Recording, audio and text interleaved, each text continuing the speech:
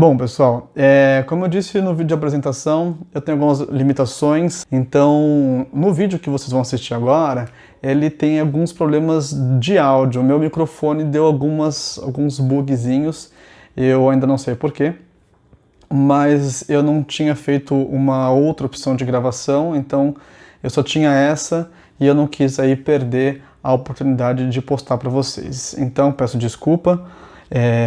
Bom, se vocês gostarem do vídeo, por favor, curta, comente, compartilhe com quem vocês acham que pode ajudar também, tá bom? Então aí com vocês uma aula de Guerra Fria.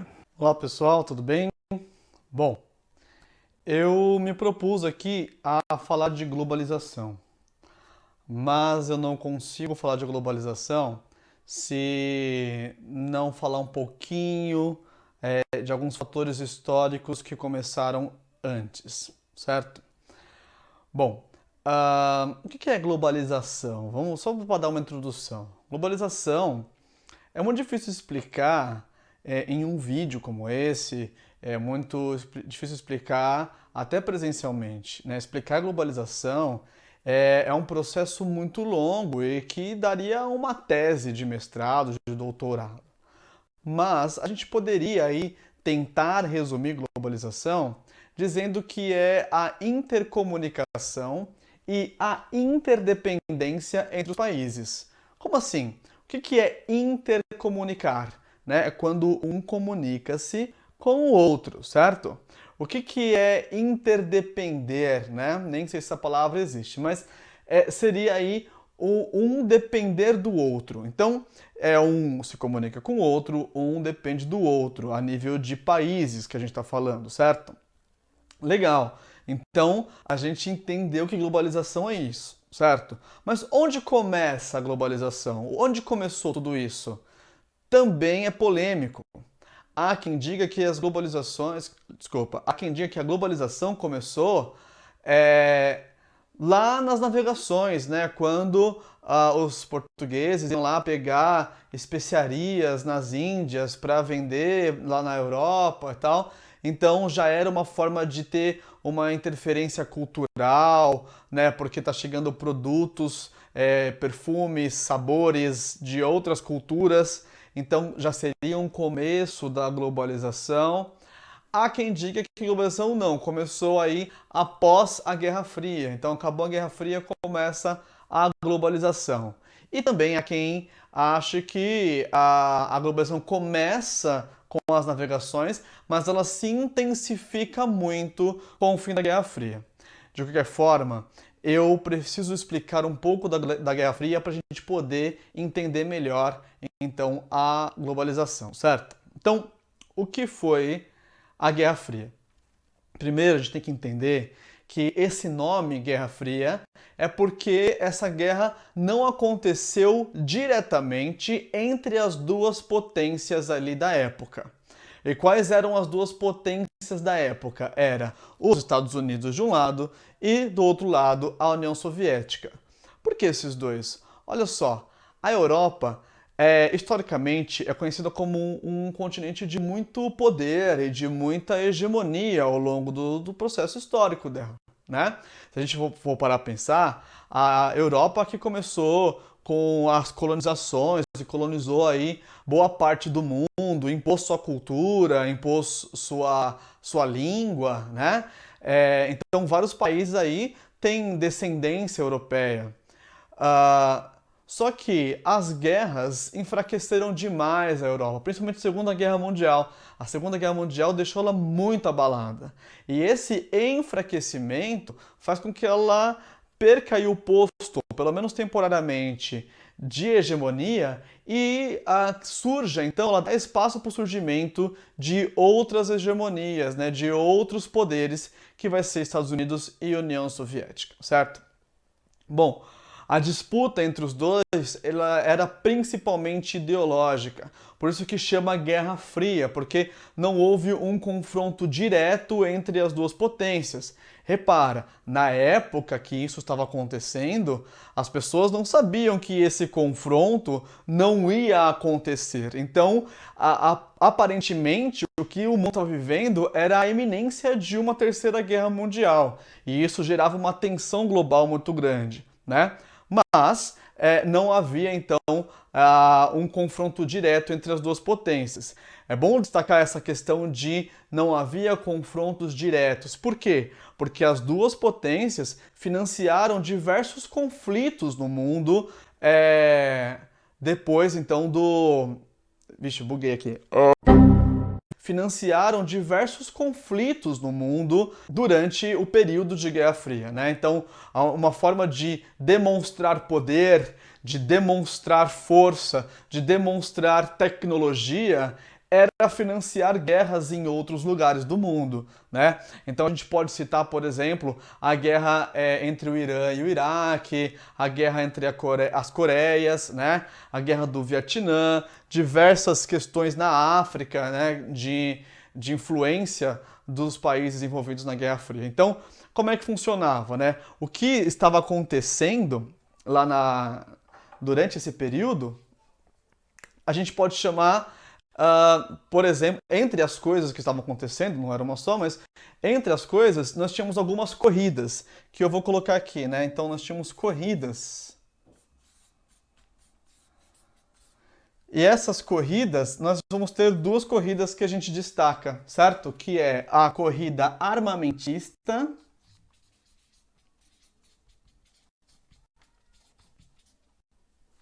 e a corrida espacial.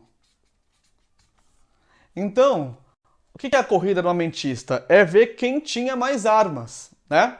Então, a corrida armamentista é falar assim, enquanto um fazia um tipo de arma, o outro procuraria fazer melhor. E aí havia uma disputa para ver quem tinha mais poder bélico, né? O que é poder bélico? Poder de destruição, né? Ferramenta de destruição, armas, tanques, bombas e coisas assim que são usadas para a guerra, certo? Então havia uma disputa, uma corrida aí para quem tinha mais poder, certo? Para ver quem tinha mais poder bélico nesse caso, né? E a corrida espacial, na verdade, ela era uma corrida tecnológica. Por quê? Uma corrida tecnológica. Na época, não dava para você provar que você tem mais tecnologia através de, sei lá, essas ferramentas como Netflix, como 3G, 5G, Wi-Fi, Bluetooth, não tinha essas coisas, né? Então como que eu provo que eu tenho mais tecnologia do que outro? Eu provo através do espaço, né? Se eu conseguir dominar o espaço, coisa que ninguém dominou ainda, significa que eu tenho mais tecnologia. Aparenta que eu tenho mais tecnologia. Então havia uma corrida espacial, né? E nessa disputa para ver quem tinha mais poder tecnológico, quem saiu na frente foi a União Soviética. Ela lançou lá o primeiro satélite, né, a orbitar a Terra, que é o Sputnik, certo? Que então deu certo. Olha, saiu na frente dos Estados Unidos nesse caso, né? Depois ela continua aí se destacando nessa questão. A União Soviética vai fazer alguns testes, inclusive com animais, né? E depois ela vai mandar para o espaço o primeiro astronauta, ou cosmonauta, como eles chamam, que é o Yuri Gagarin, né? Então ele vai aí para o espaço, ele vai olhar para a Terra e falar, olha, a Terra é azul, certo? Parece aí simples, mas, para aquela época, olhar a Terra de fora era muito importante, é muito significativo. Os Estados Unidos, nesse espaço, também correndo para tentar ultrapassar a União Soviética, ele desenvolve a NASA e faz também alguns testes, mas no final ele acaba conseguindo mandar uma tripulação aí para a Lua, liderada pelo Neil Armstrong, né, pelo militar Neil Armstrong. Esse vídeo eu não vou discutir se você acredita ou não acredita nisso. O que importa é que todo mundo acreditou na época e deu a sensação de que os Estados Unidos, por mais que ele tenha começado atrás dessa corrida espacial, ele conseguiu ultrapassar a União Soviética ao lançar um astronauta, né, e uma equipe tripulada, né, uma nave tripulada até a Lua, certo? Então olha só esse tipo de tensão que estava acontecendo. Entre as tensões importantes, a gente precisa falar que havia aí uma cortina de ferro. O que é cortina de ferro? Cortina de ferro é o nome dado para um embargo econômico que existia entre as duas partes.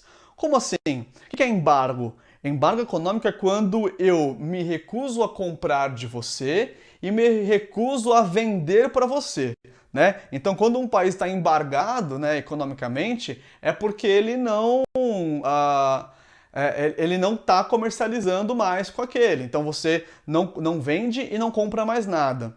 Então, o que é a cortina de ferro? Nós tínhamos os Estados Unidos e a galera que apoiava os Estados Unidos. Nós tínhamos a União Soviética e a galera que apoiava a União Soviética. Então, não deveria haver comércio entre esses dois grupos, né? Ficaria aí dois universos independentes um do outro, entre aspas. Então, cortina de ferro é o embargo entre as partes, entre aqueles que são apoiadores dos Estados Unidos e aqueles que são apoiadores da União Soviética. Tudo bem?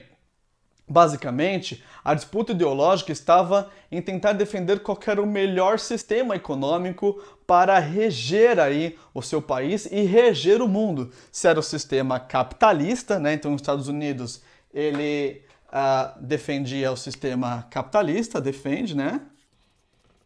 E a União Soviética, então, defendendo o sistema socialista. Bom, os dois sistemas têm vantagens, os dois sistemas têm desvantagens.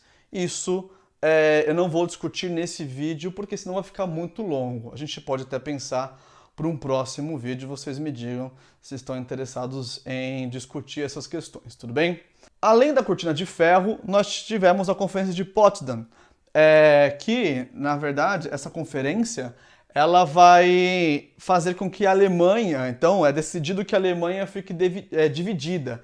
Ela é dividida basicamente em 4 partes, né? Então, essa parte aqui, desses 3 fragmentos, é a parte capitalista, né, da Alemanha, que vai ficar dividida entre Inglaterra, França e Estados Unidos, que vão ali ter aí o seu domínio sobre essas áreas. E a parte maior fica aí sobre o domínio, né, sobre a influência, né, a palavra melhor é sobre a influência da União Soviética, certo? Então, na verdade, era metade-metade, né? Metade socialista, metade capitalista, certo? Tem um filme que mostra um pouquinho essa divisão. Eu também tenho um pouco de fascínio por cinema, eu gosto de cinema, e eu não julgo esse filme como um filme legal, assim, no sentido do cinema, né? Então é um filme meio sessão da tarde, um filme meio assim, meio leve, mas ele mostra um pouco desses dois mundos que chama Adeus Lenin, né? Então é um filme que dá para você visualizar legal aí esses dois universos da Alemanha, Alemanha socialista, Alemanha capitalista. Mas assim, também não espere muito desse filme, assim, não é um filme muito maravilhoso. Além disso, né, além de todo essa questão, eu vou ter então o Muro de Berlim. Então a cidade de Berlim ela vai ficar dividida. Então cuidado, tá? Quando a gente fala de Muro de Berlim, tem uma galera que pensa que era um muro que atravessava a Europa. Não. Tem uma galera que pensa que era um muro que atravessava a Alemanha. Não. O Muro de Berlim era um muro que ficava na cidade de Berlim, tudo bem? Dividindo a Berlim em parte socialista, parte capitalista, certo? Então, ele ficava na cidade de Berlim, cuidado, tá? E dividiu aí o Berlim por um tempo, e esse muro se tornou o símbolo da Guerra Fria, né? Ele virou aí o símbolo mesmo, eu não tenho outra palavra, né? Ele virou o símbolo da Guerra Fria porque mostrava essa divisão, né? Essa divisão bem marcada ali, tá? Além de tudo isso, né? Existia outras disputas acontecendo de maneira aí ideológica, de maneira indireta, certo? Então que a palavra ideológica está difícil ultimamente, né? Falar, meu Deus, né? Então, qual que são outras questões que a gente precisa lembrar? Os Estados Unidos, ele, durante o período da Guerra Fria, ele criou um órgão chamado OTAN, né? Que significa Organização do Tratado do Atlântico Norte, certo? Ué, o Atlântico Norte aqui. Então quem é banhado pelo Atlântico Norte? Estados Unidos, Canadá e a parte capitalista aí da Europa, certo? O que é isso? É uma aliança militar. Como assim? Mexeu com o exército de todo mundo, certo? Então, uma união militar aí, né? Pensando, se preparando para a guerra, certo? Em resposta à OTAN, a União Soviética, ela vai fazer o Pacto de Varsóvia, certo? Então, o Pacto de Varsóvia, ele vai ser aí equivalente à versão aí socialista da OTAN. Então, é uma aliança militar também, só que do lado socialista. Mexeu com um país socialista, mexeu com todos os aliados, certo? Uma aliança militar, tudo bem? Então, ó, o que um fazia, o outro também fazia, tudo bem? Além da OTAN, os Estados Unidos criou um negócio chamado Plano Marshall. O que foi o Plano Marshall? É uma grana, né, que os Estados Unidos está injetando ali em países capitalistas europeus devastados pela Segunda Guerra Mundial. É um empréstimo, na verdade, né? Mas ele está aí emprestando uma boa quantia de dinheiro para os países europeus capitalistas devastados pela Segunda Guerra Mundial. Por quê? Com isso ele ganha algumas coisas. Primeira coisa que ele ganha, esses países se tornam parceiros dele porque, afinal de contas, tem uma dívida importante com ele. Outra coisa que ele garante que esses países não encontrem no socialismo uma resposta de solução. Então ele garante que os países continuem capitalistas, certo? E, em resposta ao Plano Marshall, a União Soviética fez a Comecon, que é mais ou menos a mesma coisa, só que do lado socialista. Então, é uma forma de injetar dinheiro em países socialistas da Europa devastados pela Segunda Guerra Mundial. Tudo bem? Então, é uma forma aí de garantir uma parceria e também garantir que esses países não encontrem no socialismo uma solução à situação. Eles continuam, eles permaneçam permaneçam sendo socialistas. Tudo bem? Os Estados Unidos, além do Plano Marshall, só para contextualizar, isso não é muito desse momento da aula, né? Mas ele também fez o Plano Colombo, que foi um plano de recuperação econômica também do Sudeste Asiático, principalmente o Japão, né, depois das bombas atômicas. Né? Os Estados Unidos ele injeta uma grana no Japão para o Japão se recuperar das bombas atômicas.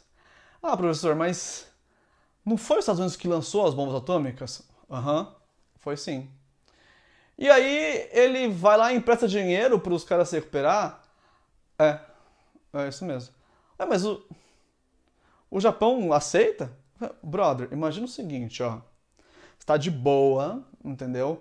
Passando, andando pela rua, e um cara numa caminhonete te atropela e dá uma fratura exposta. E aí, com essa fratura exposta, o cara para o carro, olha pra você e fala assim: Ô, mano, quer que eu te levo no médico? Aí você vai falar assim: Não, você que me atropelou, eu quero outra pessoa. Você vai falar: Meu, pelo amor de Deus, me leva no médico, né? Então, assim, é mais ou menos isso. Tipo, o Japão, ele, tudo bem que ele recebeu 2 bombas atômicas, mas ele precisava dessa ajuda econômica e ele aceita. E sim, se torna um parceiro econômico dos Estados Unidos depois, até hoje, né? Tudo bem até aqui? Então, nós temos sempre essas respostas, né? O OTAN, Pacto de Varsóvia, Plano Marshall, Comecon, e aí a arma daqui, a arma dali, a arma daqui, a arma dali, corrida espacial daqui, corrida espacial dali. Agora, filme bom para ver um pouco dessa corrida espacial e outras questões importantes esqueci. Estrelas Além do Tempo. Assista. Esse filme discute um pouco essa questão de corrida espacial, mas discute outras coisas muito importantes. Beleza. Bom, acontece que num sistema capitalista, o governo tem a sua importância econômica, mas ele não é tão grande e tão responsável por tudo, é meio cada um por si, né? Agora, num sistema socialista, o governo ele é muito grande, né? O Estado ele é muito responsável por muitas coisas. E gastar tanto dinheiro em corrida espacial, em corrida armamentista, em etc, etc, etc, isso começa a fazer a União Soviética não estar suportando tamanho investimento, né? E aí, a União Soviética começa a ter grandes problemas econômicos, certo? Isso está, a resposta do problema está no sistema socialista? Não sei, né? Talvez não, talvez seja na forma que foi administrado. Ou talvez sim, também, né? Como eu disse, eu não tenho intenção de discutir isso aqui. Mas acontece que a União Soviética não está suportando tudo isso, né? Ela está quebrando economicamente. E aí, para tentar resolver a situação da União Soviética, vai entrar na presidência um cara chamado Mikhail Gorbachev, certo? Eu talvez não saiba escrever esse nome, então talvez eu queira roubar um pouco com o meu celular como é que escreve Mikhail Gorbachev, mas isso eu vou cortar na edição.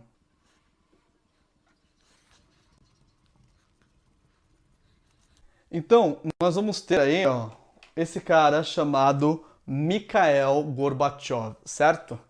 Ele vai entrar na presidência nesse momento aí que a União Soviética está muito fragilizada, que ela está aí com problemas econômicos graves. E ele vai criar 2 programas de governo para tentar resolver a solução, né? Resolver a solução? Ele vai criar 2 programas de governo para tentar resolver o problema, certo? Um deles vai ser a Glasnost e o outro vai ser Perestroika. Se você é uma pessoa que anota, eu sugiro que você anote as definições que eu vou falar da Glasnost e da Perestroika, porque eu não vou conseguir escrever, até porque eu perco muito tempo e também não vai caber no meu esqueminha aqui, tá? Então, o que é Glasnost? Glasnost é um programa de transparência econômica, certo? Então, agora o governo vai ser mais transparente, ele vai falar para a população, por exemplo, onde investe, o que compra, onde gasta, quais são as estratégias. Então, aí é um programa mais de transparência política, certo? E perestroika é o quê? A abertura econômica para as transnacionais. É entender o quê? Estamos aí com problemas econômicos graves e precisamos de dinheiro. E a forma mais rápida é o abrir as portas da União Soviética para a entrada de transnacionais e investimentos estrangeiros aqui dentro, certo? De alguma maneira, isso aqui já é uma rendição ao sistema capitalista, tá? Agora, será que corre o risco de você confundir qual que é qual é a Glasnost e qual é a Perestroika? Eu vou dar um esquema assim que eu não me orgulho, tá? Eu inventei isso pra mim, quando eu era aluno, pra não esquecer, mas assim, é tosco e eu já, entendeu? Peço desculpa. Mas de repente pode ser útil pra você, então eu vou falar, tá? Como que eu memorizei qual que é qual? Eu pensei, eu preciso memorizar. Aí olhando para as palavras, eu falei, olha, Glasnost começa com glass. Glass me lembra glass. Glass é vidro e vidro é transparente. Então Glasnost é transparência política e perestroika é a outra opção, que é a abertura econômica. Eu me orgulho disso? Não. Isso é bom? Não. Mas me ajudou, tô falando, tá aí, tá? Bom, tudo bem. Acontece que esse momento que a União Soviética está passando, ele vai fazer com que outros países que pertencem à União Soviética comecem a declarar independência, né? Então assim, ó, quer saber? Não tá legal pra mim, eu não quero mais fazer parte da União Soviética, eu quero tomar minhas próprias decisões, eu quero me virar sozinho, e diversos países que pertenciam à União Soviética naquela época começam a declarar independência. A Estônia, Letônia, Lituânia, Polônia, Iugoslávia, Ucrânia, sei lá, vários países que pertenciam à União Soviética começam a declarar independência. Isso a gente chama de dissolução da União Soviética. Ela começa a se desintegrar, ela começa a se dissolver, certo? Bom, acontece então que agora esse momento aí de crise mesmo, né, que a União Soviética está passando, de independência desses países, também vai estimular aí um movimento de reunificação da Alemanha. Então, eu vou escrever aqui, isso aqui em 1989, nós vamos ter a queda do Muro de Berlim. Então, foi em novembro, se eu não me engano. Então, a queda do Muro de Berlim, ela simboliza o fim da Guerra Fria. O fim da Guerra Fria foi porque derrubaram o Muro de Berlim? Não, cuidado, tá? O Muro de Berlim, ele simboliza, certo? É como uma formatura. A galera que se formou no terceiro ensino médio já, por exemplo, sabe que o que fez você se formar não foi a formatura, foi todo o ano, né? Toda a vivência que você teve, provas, estudo, cansaço, etc. E tudo isso junto fez você passar de ano, e tudo isso junto é comemorado no dia da formatura, né? Mas não é a formatura que fez você passar, foi todo o esquema anterior, né? Então, o Muro de Berlim, ele, na verdade, simboliza o fim da Guerra Fria, mas o que acaba com a Guerra Fria é tudo que eu tô falando, né? A questão da União Soviética ter crises econômicas, né? A criação desses programas, a dissolução da União Soviética, então, tudo isso, né? Junto, que acaba com a Guerra Fria, certo? Então, em 1989, nós vamos ter a queda do Muro de Berlim e aí a dissolução da Guerra Fria. O que isso significa? Significa que eu não expliquei sobre globalização ainda, e isso vai ficar para o próximo vídeo, porque esse já está muito grande. Muito obrigado e até lá!